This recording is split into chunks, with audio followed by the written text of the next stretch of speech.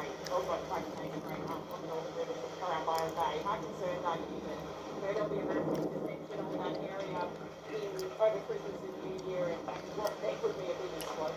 No, that's a good question, and obviously what we're doing now is proactively moving into communities and providing increased vaccination opportunities to try and get everybody together. But there are obviously pockets of resistance. We know where those pockets are, and I have faith in people to make decisions about where they think it's safe to take their family, and I just want people to acknowledge that, because unvaccinated people, it's one thing to put themselves in jeopardy, but they're jeopardising everybody else because they're more contagious.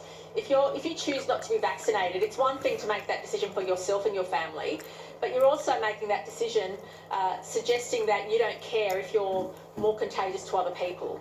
And that means all of us have to be on guard, because as Dr. Chan and myself and everybody have been saying, even if you're double vaccinated and have underlying health conditions, you could still be at risk. And I worry for people like my parents or others in the community who are aged, who are fully vaccinated, but yet could still be vulnerable if COVID hits. And we have to think about that. But the most important message is I believe that families will make those important decisions for themselves as to what is safe for them to do.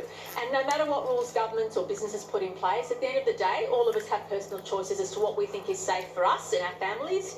And I have complete faith that citizens will make those good choices.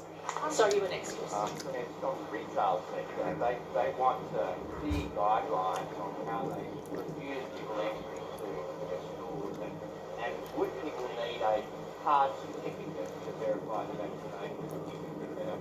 Right, so at 70%, only those who are fully vaccinated will be able to enter non-essential retail premises.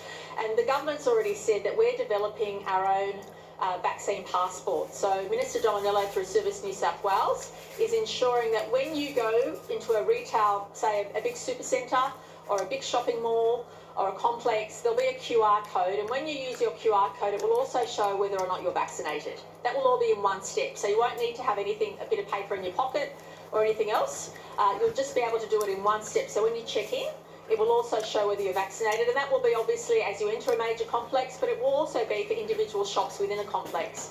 What the government is now doing is working with stakeholders to make sure we give them the best advice we have on legal requirements, just as we did at previous outbreaks. Remember, previously business and government and community worked well together.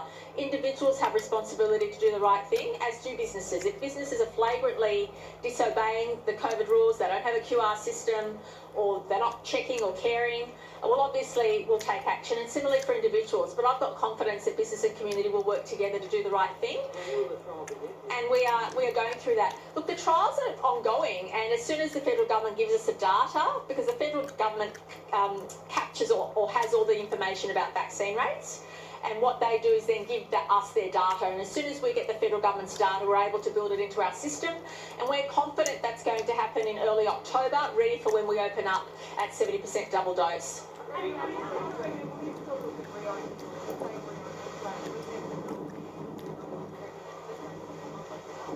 Look, the Doherty we've been looking very closely at the Doherty Institute modelling, and we are doing everything within that model. The modelling, and I want to stress this point, the modelling gives good guidance to state governments on what to do if you have low case numbers, if you have medium case numbers, and if you have high case numbers. So that's why Dr. Chand and my colleagues and I are really keen to make sure we have as few cases as possible once we get to that 70% double dose, because then obviously you can move forward together with more confidence. And everything we've done is within the Doherty plan. It's safe, it's cautious, but it's also taking on board all the risks and benefits.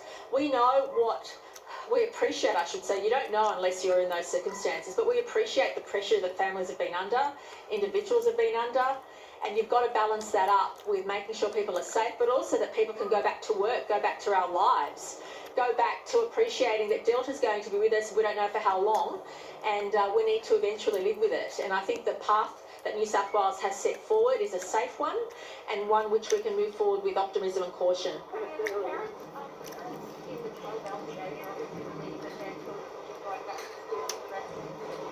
But they're also a little bit sceptical, despite what happens there. Can you give them any type of guarantee that they'll be able to do the same as everyone else? Well, that's why we're asking asking everybody, all parents, to consider having their 12 to 15-year-olds vaccinated, making sure they're vaccinated, their teachers will be vaccinated.